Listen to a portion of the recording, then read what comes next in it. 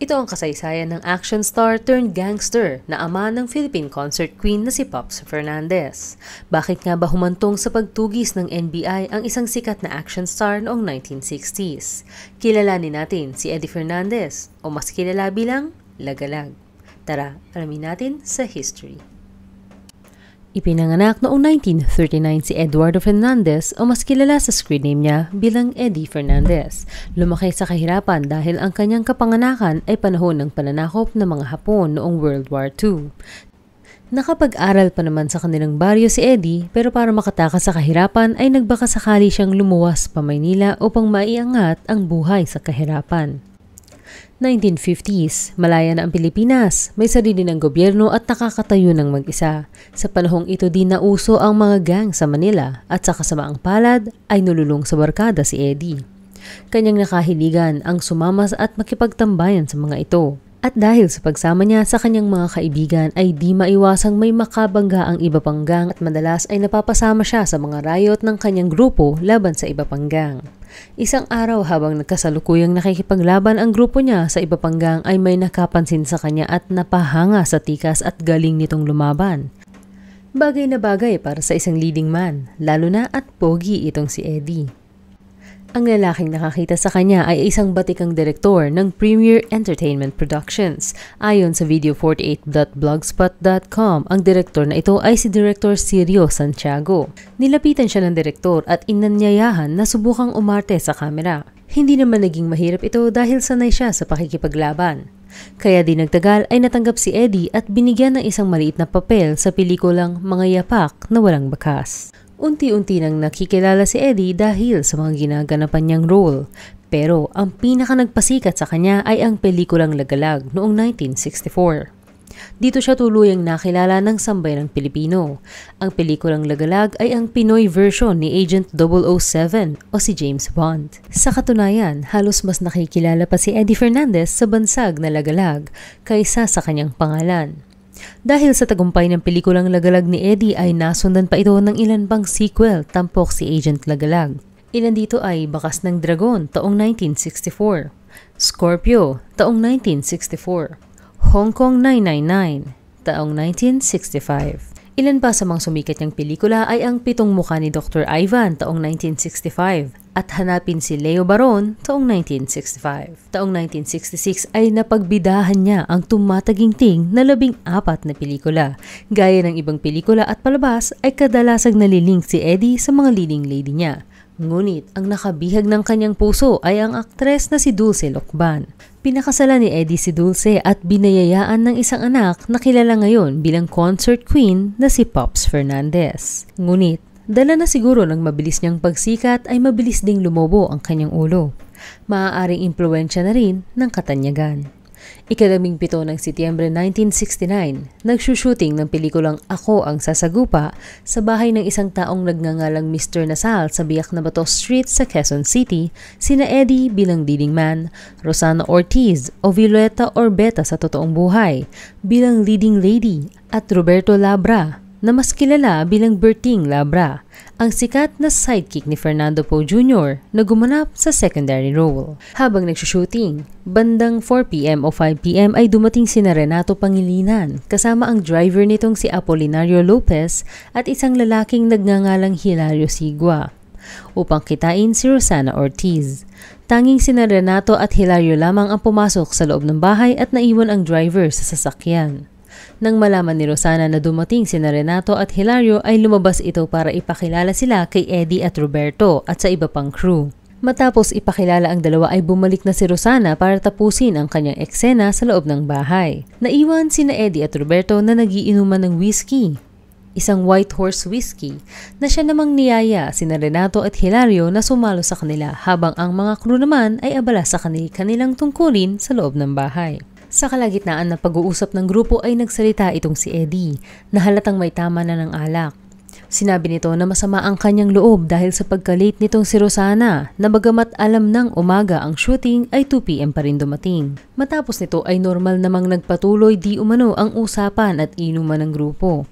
Kasama pa sa kanilang pinag-usapan ang magkasamang pag-produce ng pelikula. Sa kabilang banda ay nakatanggap ng impormasyon ang Precinct 1 ng Quezon City Police Department sa Mayon Street na may isang grupo ng kalalakihan na may daladalang armas sa bahay ni Mr. Nasal. Ilang saglit lang ay may 2 pulis na nakasibilyan ang dumating. Ipinakilala ang kanilang sarili at inanunsyo ang dahilan ng kanilang pagpunta. Tumayo si Eddie at itinaas ang kanyang damit sabay sabi na, "Ako pare, walang dala, sila meron," habang nakaturo kay Renato at Hilario. Hindi naman itinanggi ni Renato at Hilario na mayroon nga silang dalang armas, ngunit ang mga ito naman ay lisensyado. Inimbitahan ang dalawa sa presinto upang iberipika kung ito ay totoo. Sumama sina Renato, Hilario at ang driver na si Apolinario Lopez papunta sa presinto. Habang nasa presinto ay dumating naman lulan ng isang jeep ang grupo nila Eddie, Roberto, Benjamin Barcelona at Rosana, kasama ang direktor na sina Mr. Ramiro at driver ng jeep na si Antonio Antido. Nagpasama di umano si Rosana sa mga ito upang tulungan sina Renato at Hilario sa problema ng kanilang armas. Matapos ang ilang minutong pakikipag-usap nila Renato at Hilario sa mga pulis ay naberipika na legal at lisensyado ang kanilang mga armas. Sumakay na pabalik ng jeep ang grupo ni Eddie habang hinihintay naman nila Renato at Hilario na mai-release ang kanilang mga baril. Sa loob ng jeep ay narinig ni Rosana na sinabi ni Eddie sa driver na kunin mo ang mahaba. Habang pababa ito ng jeep pagkatapos ay lumakad pabalik sa presinto. Sinundan ni Rosana si Eddie pero nang makasalubong niya sina Renato ay sumama siya dito pabalik. Pero hindi na sumakay si Rosana sa jeep kundi sa kotse na ni Renato na pumayag ihatid siya pabalik sa pagsushootingan nila. Magkatabi sa likod ang dalawa habang ang driver naman na si Renato at Hilario ay nasa harapan. Si Rosana ay nakapwesto sa kanan, bandang likod ng driver at si Renato naman sa likod ni Hilario sa kaliwa. Mula sa presinto ay umandar na palayo ang kotse ni Renato na sinusundan ng jeep nila Eddie. Ngunit imbis na pabalik ng biyak na bato ay tumungo ang kotse ni Pangilinan papuntang kanan sa A. Bonifacio Street na mukhang pupunta ng Manila. Sinundan ng grupo ni Eddie ang kotse ni Renato. Tumigil ang kotse nang maipit sa traffic sa tapat ng isang gas station sa A. Bonifacio Street malapit sa Manila-Quezon City boundary na karaniwang nagkakaroon ng mabigat na traffic. Bumaba ng jeep si Eddie na armado ng isang pistolized carbine at nilapitan ang kotse ni Renato sa kanang bahagi. Naglabas din ng armas sina Roberto at Antonio na pumwesto sa kaliwang bahagi habang si Benjamin Barcelona naman ay pumwesto sa likuran. May distansyang 1.5 metro si Eddie sa kanang bahagi ng sasakyan. Sinabi nitong walang kikilos sa inyo. Ang kikilos, tatamaan. Agad namang nagmakaawa si Rosana nang marinig ito. Sinabing Eddie, wag Eddie. Habang sinubukan naman ni Hilario Sigua, napakalmahin ito at sinabing, wag pare, hindi kami kalaban. Ngunit, sa kabila ng mga pakiusap sa kanila, ay halos magkakasabay na nagpaputok ang grupo ni Eddie. Nagkandabasag-basag ang nakasarang pintana sa kanang bahagi at nabasag naman ang sa likuran. Ayon kay Police Chief Major Crispin Garcia, may tama ng bala sa gitna ng likurang bahagi ng sasakyan ni Renato. Si Apolonio Lopez na siyang driver ay tinamaan sa itaas na bahagi ng kaliwang dibdib. Si Hilario Sigua naman ay nasugatan ang kanang kamay sa gitna ng hintuturo at hinlalaki, habang si Renato Pangilinan naman ay tinamaan ng bala sa kaliwang dibdib na siyang bumagsak sa kandungan ni Rosana. Nang mapagtanto ni Rosana ang nangyari ay inutusan nito si Lopez na paandarin ang sasakyan at umalis na sa lugar na iyon. Matapos ito ay tumungo sila sa Chinese General Hospital, ngunit hindi na umabot ng buhay si Renato Pangilinan. Nakaligtas naman si Lopez sa tamang natamo sa dibdib, naoperahan at na-confine habang si Hilario naman ay agad na nagamot ang natamong sugat. Pero ano nga ba ang nagtulak kay Eddie Fernandez at grupo niya na gawin ito? Ayon sa Chan Robles Virtual Law Library, walang indikasyon na may namamagitang pag-iibigan kay Rosana at Eddie na siyang posibleng maging metsa ng kanilang pagsugod. Bagkus ay posibleng naging concern ni Eddie ay ang biglaang pag-alis ni Rosana kasama si Renato Pangilinan, lalo na at kalahating araw na siyang pinaghintay ni Rosana para sa shooting ng kanilang pelikulang Ako ang Sasagupa. Pinaniniwala ang si Hilario Sigua ang naunang bumaril, lalo na at aminado itong lagi niyang dala at naka-ready ang kanyang baril. Posibleng hindi lamang nakapaghanda nang lapitan ni Eddie ang kanilang sasakyan, pagkatapos sabihin ni Eddie na walang kikilos sa inyo, ang kikilos sa tamaan. Pinaniniwala ang pinagalitan din ni Eddie si Rosana sa pag-alis nito nang walang paalam at hindi pagbalik sa trabaho. Ayon sa testimonya ni Fernandez, matapos nito ay nagsalita si Renato Pangilinan at sinabing talagang asar ang ito. Sige Totoy, tirahin mo na. Unang bumunot ng baril at nagpaputok si Hilario papunta kay Eddie gamit ang kanyang .32 caliber na baril. At dahil dito ay kumilos lamang si Eddie at ang mga kasama nito.